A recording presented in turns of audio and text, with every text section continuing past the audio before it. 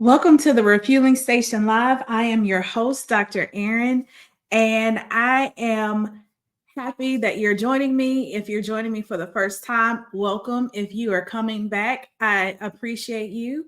If you are joining for the first time, my name is Dr. Erin Wheeler. I'm an executive leadership coach where I've coached and led teams in higher ed and nonprofit work for the last 15 years.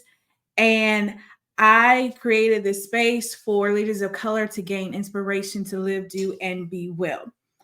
So today's topic, we're talking about imagination and leadership. No, imagination is not something that we talk about, especially as adults. So I want to focus on this. If you looked at my previous videos, I think I have two where I talked about soul care in general and then soul care for leaders and why it's important. And I break down how the soul has five components: the mind, will, emotions, and imagination is a part of that. But I know sometimes these topics are a little bit abstract, and I want to be able to give you some practical advice on how to actually implement this in your life, in your teams, in your team meetings, on the job, anywhere. I just don't want it to say abstract. Like that sounds good, but I really need help bring it down to how I can use this in my everyday life. So that's what we're going to talk about today. Stay tuned. I really want to give you some information on how you can work with me if you like what you're hearing, and if you want to bring this to your leadership development practices, or you want to bring this to your team building or leadership development practices at your org or at your company. So let's get into it. Imagination. We talked about how it belongs to, it's not just a thing for kids, right? Imagination belongs to human beings. That is one of our superpowers. But at some point, we lose that. And then at some point, as adults, we turn in, at some point of our growth and development, we turn into this big, from kids and teens, imagining and dreaming until one day we're an adult, we got to pay bills, we got to work, we got to, all of the adulting things. And somehow we become, oh, I'm a realist and I can't, I just need to deal with what's here and what's now.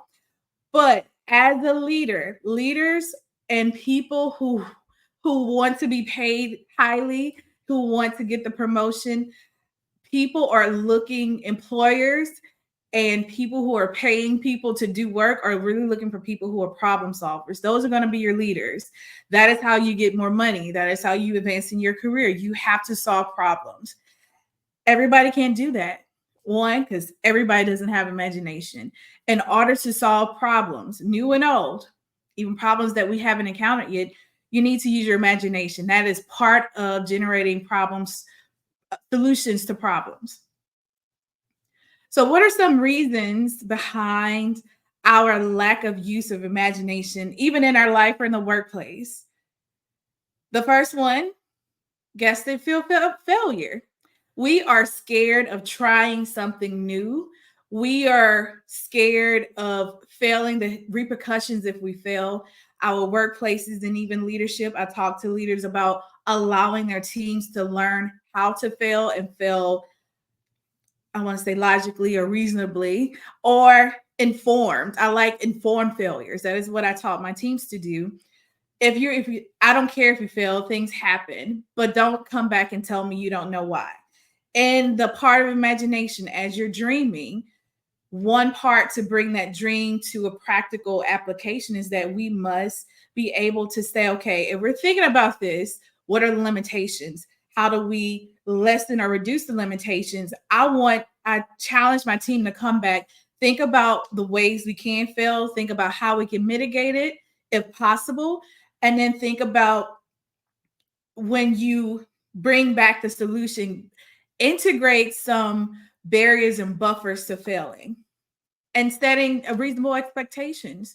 So fear of failure. If you're a leader, you must allow your team to be okay with failure. You must give them permission.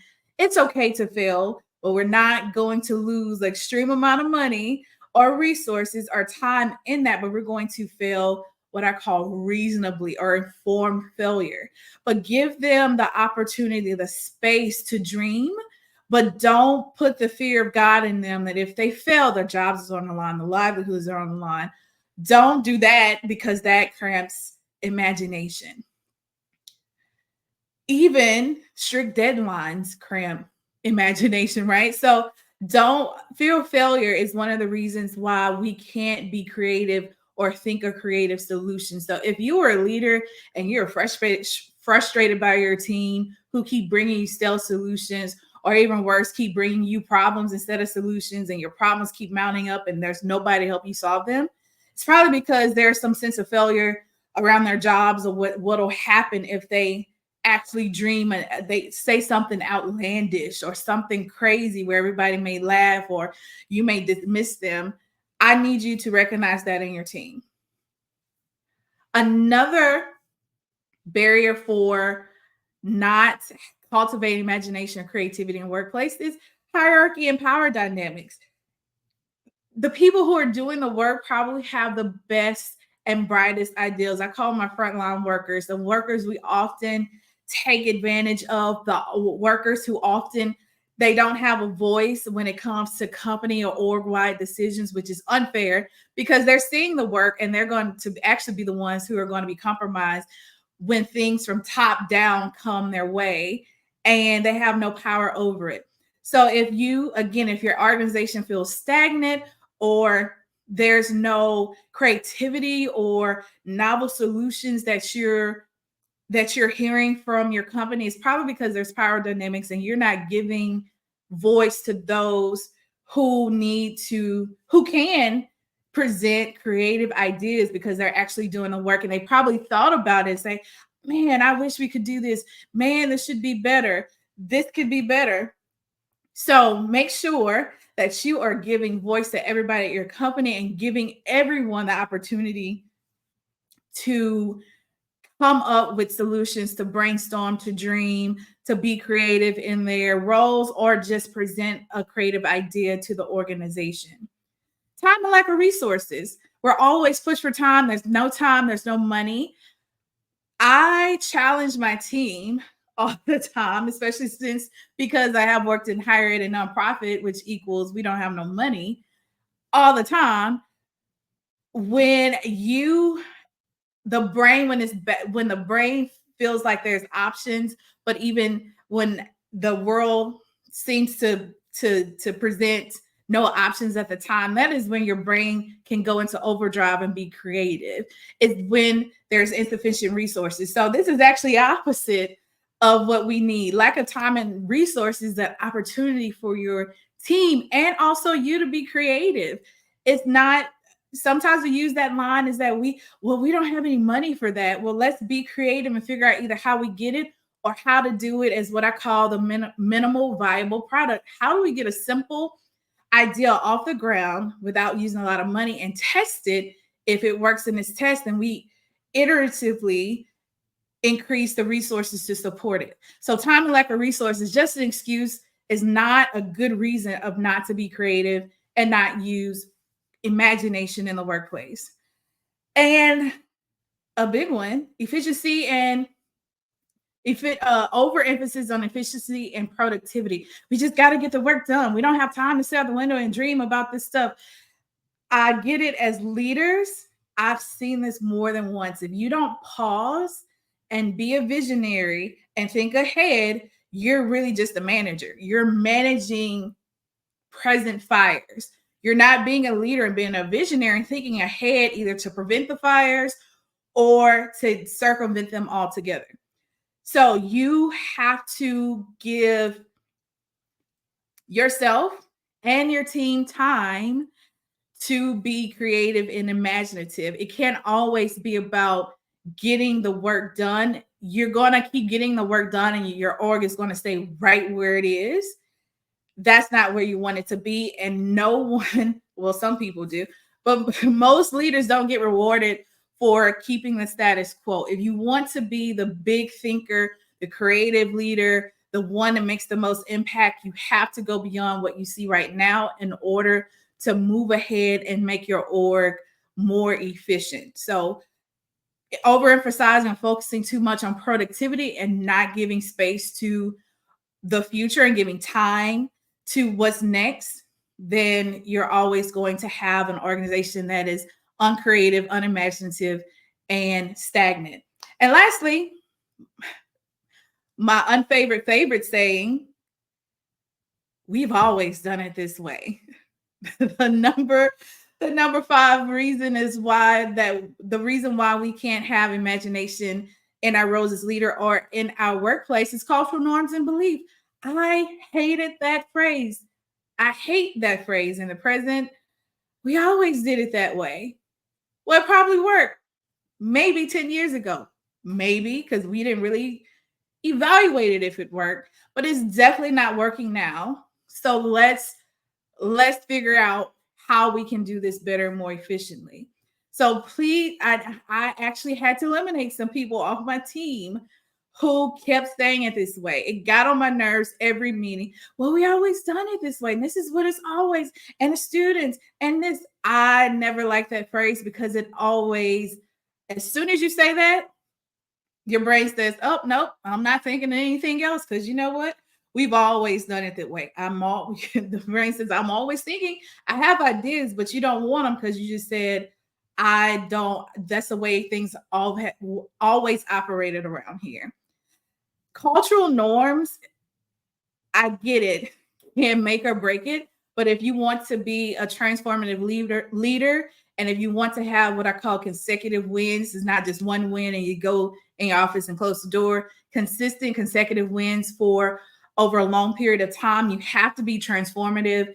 And one way that you have to transform is the culture, getting the culture of your organization to embrace creative thinking and embrace ideas and embrace other people's perspective.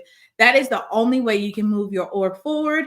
And that's the only way you can solve big problems and be progressive.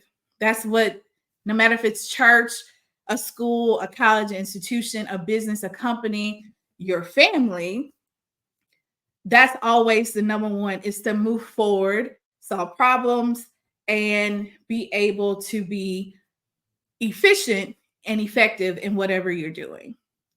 So I hope you're asking by now, easier said than done, right? So how does this look in real life? I'll tell you. I have a science mind, and I know I probably drove my parents crazy. They probably were happy when I was able to read on my own, but I used to always ask questions.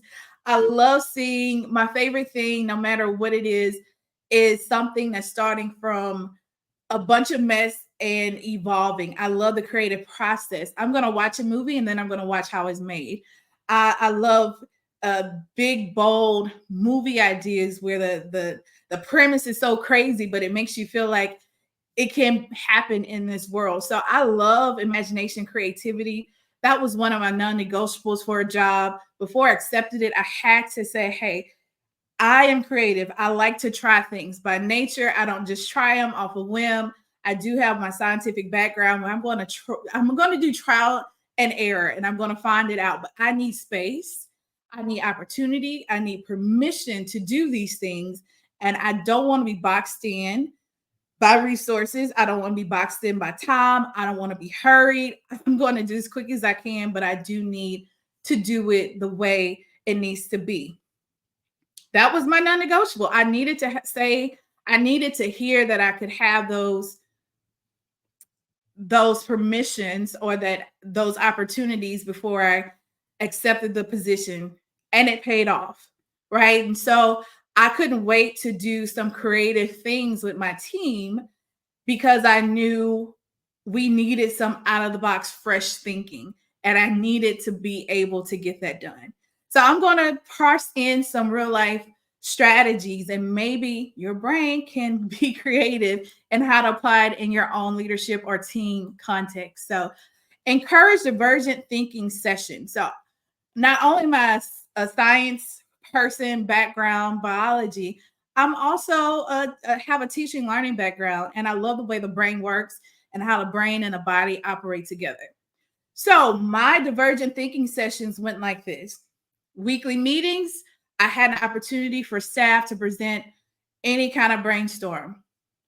If we had, if we in that meeting, if we hit like a roadblock and we're trying to work our way through it, or we're planning for a big event, or I said, okay, this needs to be redesigned, reconceptualized, I would say, okay, meet in my office this time, everybody who can, whether it's department heads, and we actually get around the whiteboard. Why is the whiteboard important? Because you get up from out from behind your computer, and you actually the standing and thinking on your feet is a thing. You're collaborating with others, you're feeding off other people's ideas, you get triggered, and you have everybody's having ideas, and so it's a piggyback brains. You're not thinking on your own, so it's not a heavy lift, everybody working together. So I used to put these on our calendar for things, and I didn't say, well, you go back to your office and you think of this. No, we're in this together. Bring your lunch, you're going to get around the whiteboard, bring some snacks, and we usually would say the time would fly by. It wouldn't feel like work because we were thinking and problem solving together. The whiteboard was our place to write it. It's easy to erase if we say, oh, let's scrap that. It's not etched in stone. So it relieved that pressure. So encourage divergent thinking sessions, whether it's once per week, month, quarter, yearly. All of those time iterations could be useful. So techniques like mind mapping, concept mapping, or you're drawing on the board, drawing flow charts, making outlines, anything like that can help. And then once it's done, you send people back with pieces of it to finalize it, or you keep working in that fashion until you get to a practical solution. Cross-disciplinary collaboration is another one. Getting out of your silos, because especially I'll take the education example. Budget has their way of thinking as solution. Marketing has their way of thinking of a solution.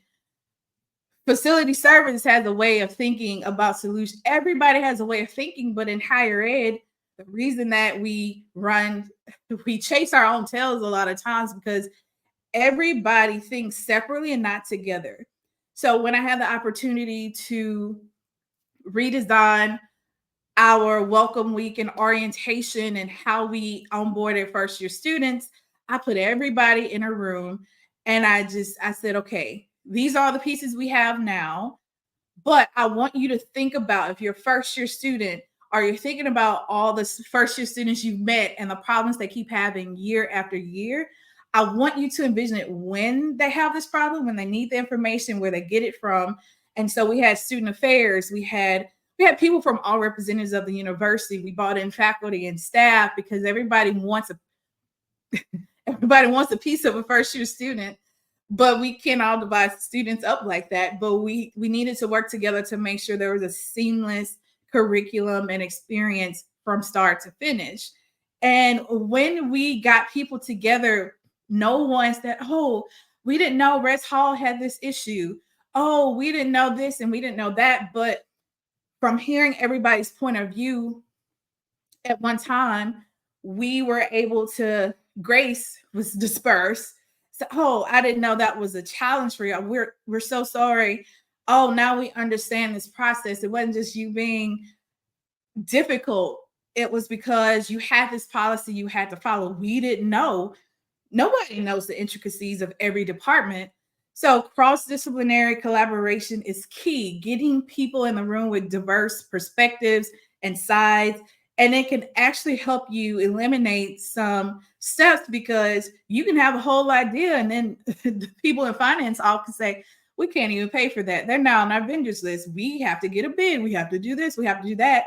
If you would have asked the first time, you would have been able to solve that problem in time instead of it having to be a barrier in the future. Immersive experiences, and I'm going to combine this with continuous learning. You can't be creative or use your imagination if you're not exposed to anything. You need a little bit of something to get the brain going. So that's why it's important to see other perspectives.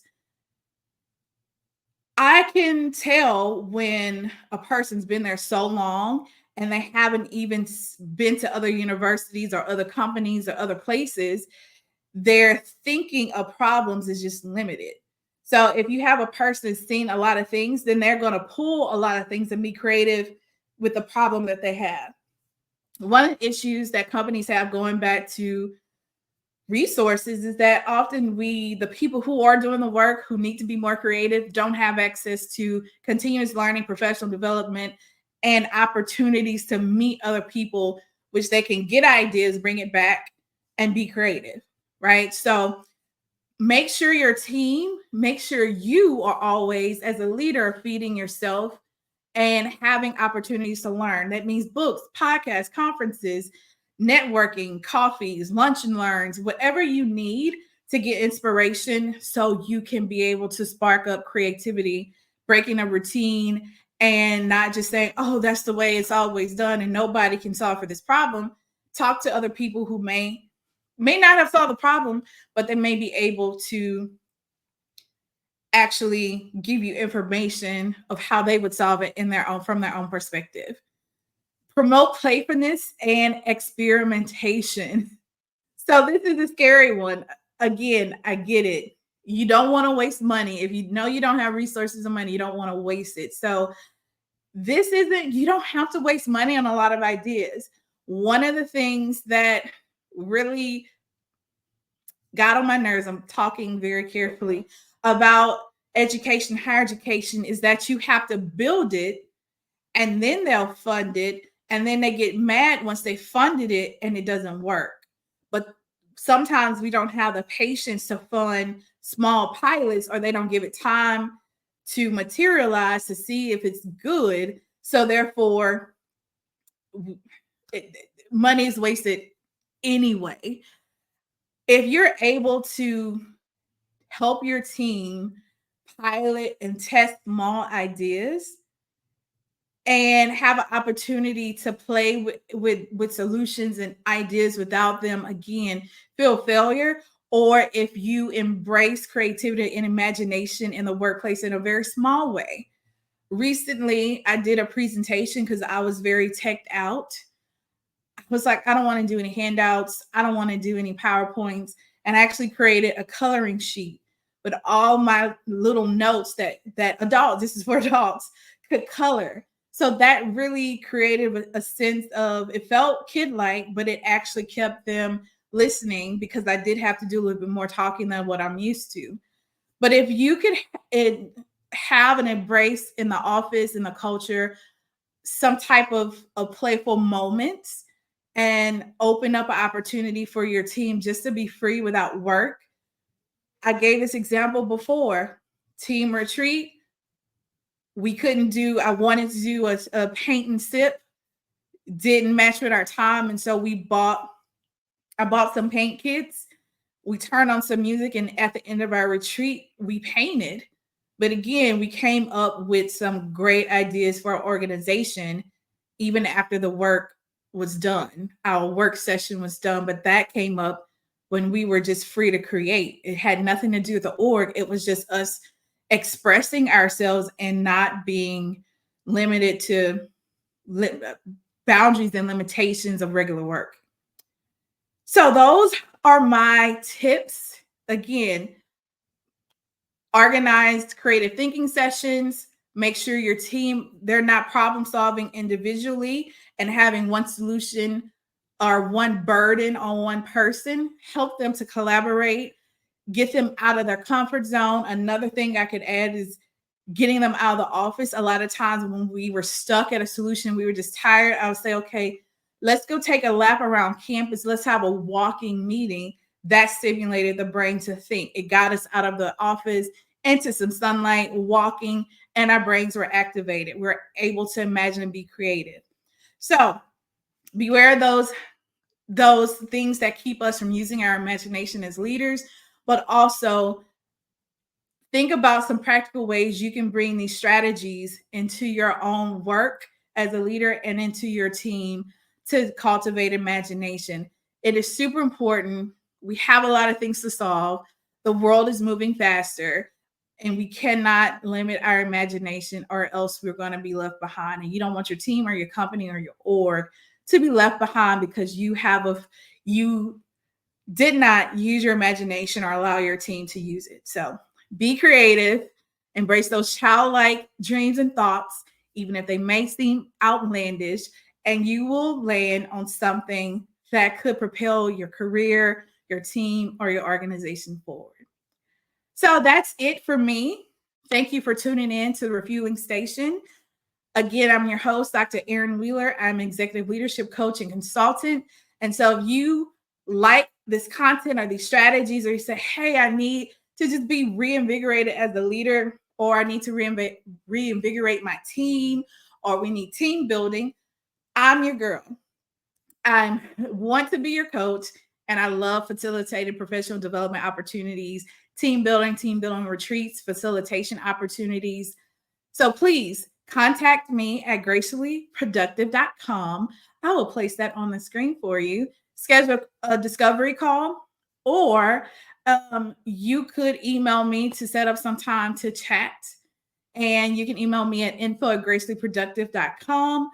Whatever way you can, even if you have to DM me or inbox me on LinkedIn, I'm happy to connect and chat with you. I would love to. I have one more thing to offer to bring to you or your team. You can get these strategies and more in my premier leadership development program called Revive and Thrive, where I focus on not just the leadership part, but actually focus on a leader, the human part, in order for you to grow and evolve as a leader, but also learning high impact practices like this of using imagination in your role, in your job, in order to propel you and your career forward, your life and your career forward. So thank you so much for joining me. Please subscribe to my YouTube channel. You can find me at Erin Wheeler, PhD. If you're listening, be sure to like it, share it, whether it's on social media or on YouTube. And thank you so much. Tune in next week for another topic at the Refueling Station Live. Thank you.